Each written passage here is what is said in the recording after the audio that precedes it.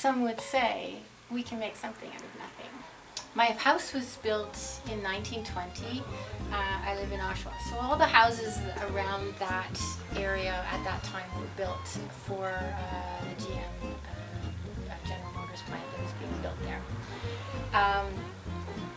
So all of the materials that were built, that were put into building those houses came from GM leftover stuff and wood.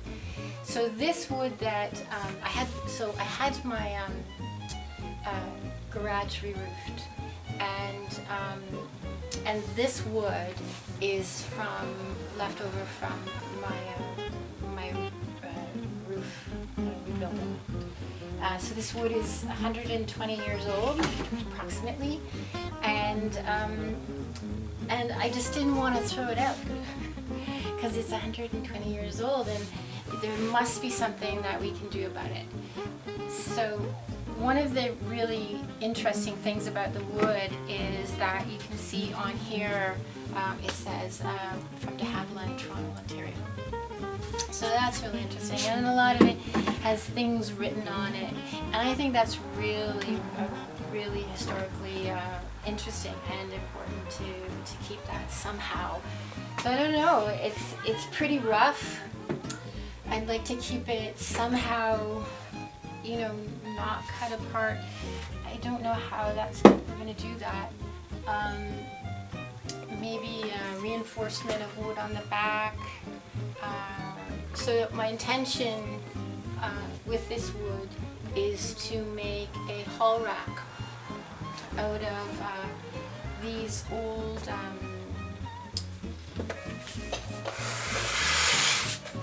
doorknobs that were somebody gave to me to basically throw away.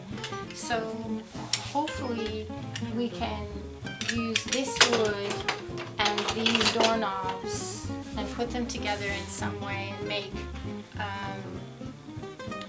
something really interesting. So my thinking is to add a board underneath it so that you can see, and bring it out here so that you can see all this roughness. I like that. It's the character of the wood, it's the age, it's 100 years old. What was happening 100 years ago is, you know, people were still in horse and buggies. Especially, you know, it came from the beginning of the Oshawa GM plant. So it has this little board here, has a lot of history, and we're gonna do it good.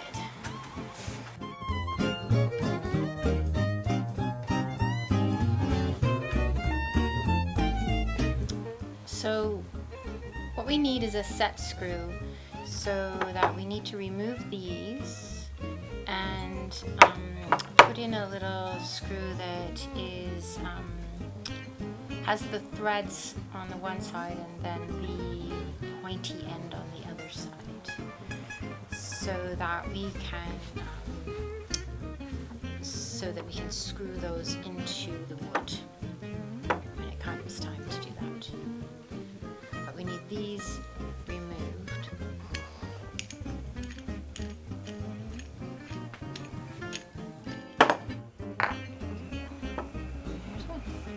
These doorknobs are 100 years plus, and you can just see the craftsmanship and the balance of the metal, and they're all handmade, and it's just beautiful, and there's no comparison to what is put on the market today.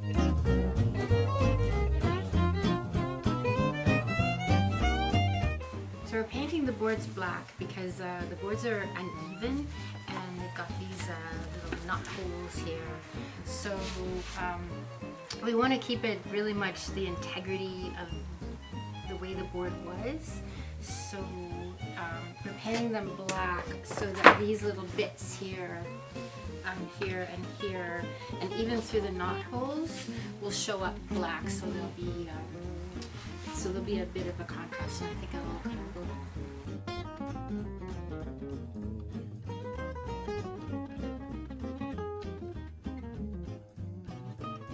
So we're using this Verithane, It's semi-gloss, and hopefully what will happen is that the little flaws and the little nuances, like there's some writing on this, I'm hoping that it'll come up. So that's the plan. You know, whether it does or not, I'm not sure, but we'll see.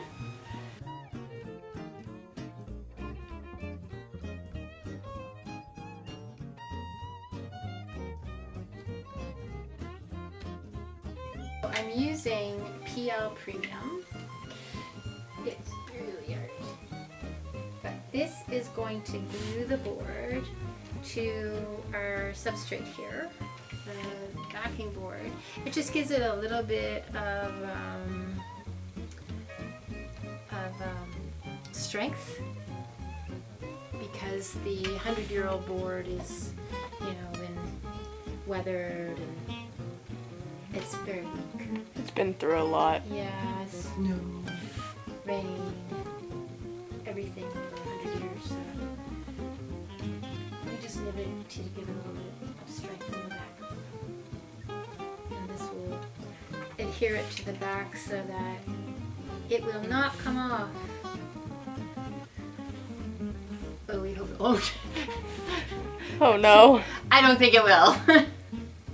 Never say never. That's what I've learned in my life. So I'm just going to flip this over.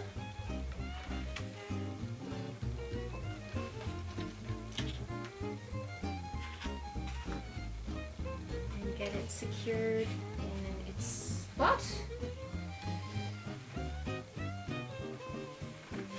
So what we've done is we've used a hanger screw, because there's no screw to be able to drill these or anchor these in. So what we've done is we've glued with PL Premium glue and let it sit for a couple of days, and it's pretty tight in there. So I'm hoping that this is going to hold it as a screw. If it doesn't, then we have a plan B. So, all right.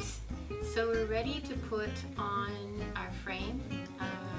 So we've got the old doorknobs, the wood that we've treated, the 100-year-old wood, and we are about to put the frame on. This is always tense, a tense moment, just to make sure that it fits. Yes! No.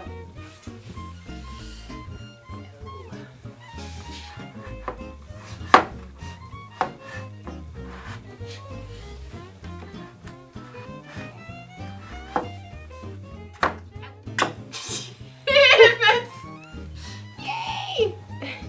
That's awesome! So this is our finished product of the with the board, and I think it turned out absolutely stunning.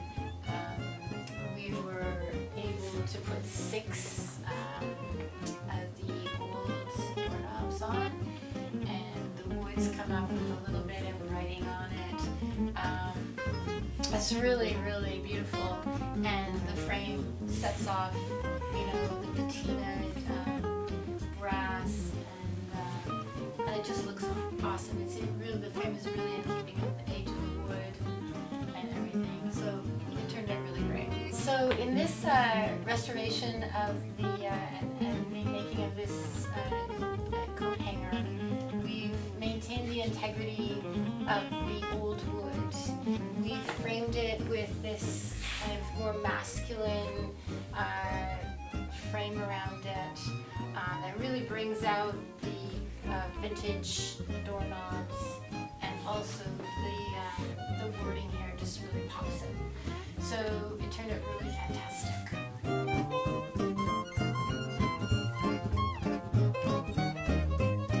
Alright, so what we want to do is we want to put this mason jar, attach it to the board.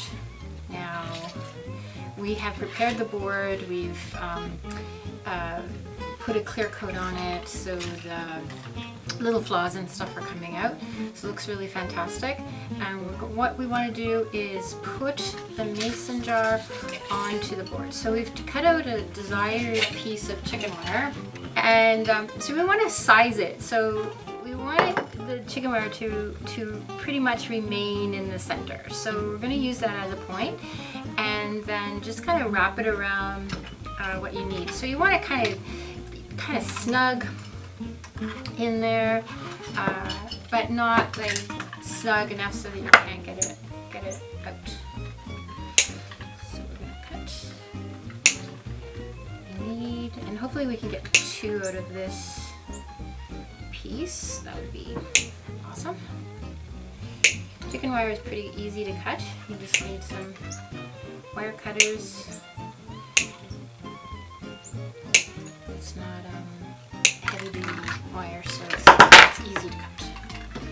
So once you have your desired width, you want to kind of wrap it around. Find the center point of your board. Move it just a little bit, and kind of where you want it to set to. And kind of want it maybe a little bit lower. Okay, right about there. Oops, sorry. Here. Ow! Ouch. Gotta watch that. And here. Staple gun.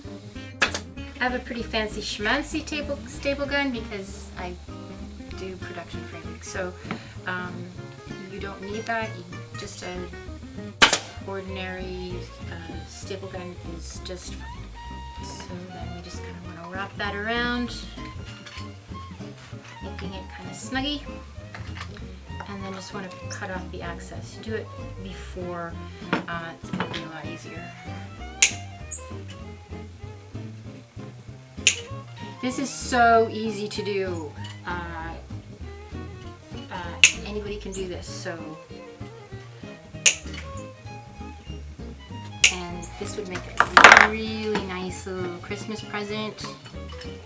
All this has really cost us. Everything has been found, so we did buy the mason jars, but they were only 69 cents at a secondhand store. So, and it's going to be beautiful. Okay, so once you get it to the tight, so you kind of want it like, you want to be able to get it out, you know, for cleaning, or if you want to put, I don't know, a plant or something in it. We're choosing little tea lights, so you want to be able to get it out and in, but snug enough so that it doesn't fall anywhere. So that's what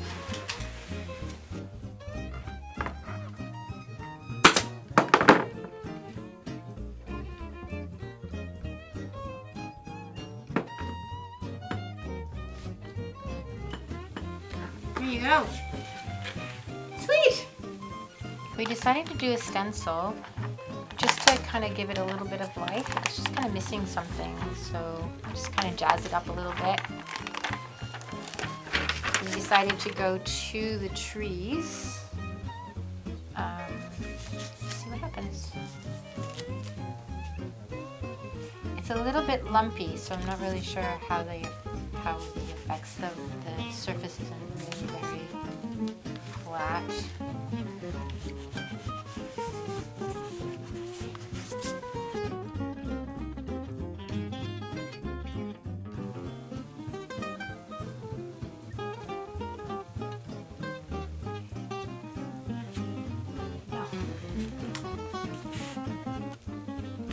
It says to lift it while it's still wet.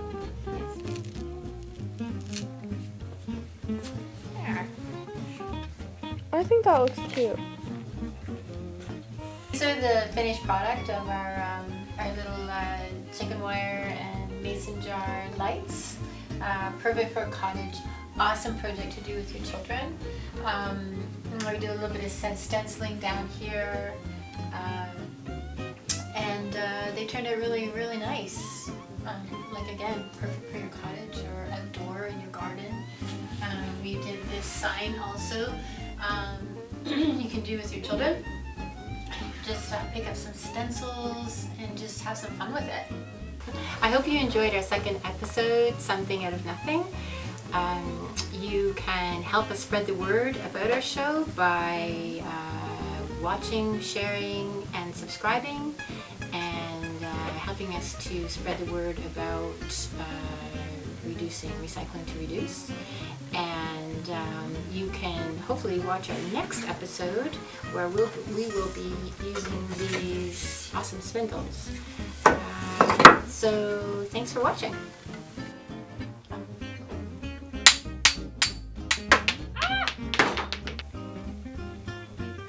I think that's dangerous.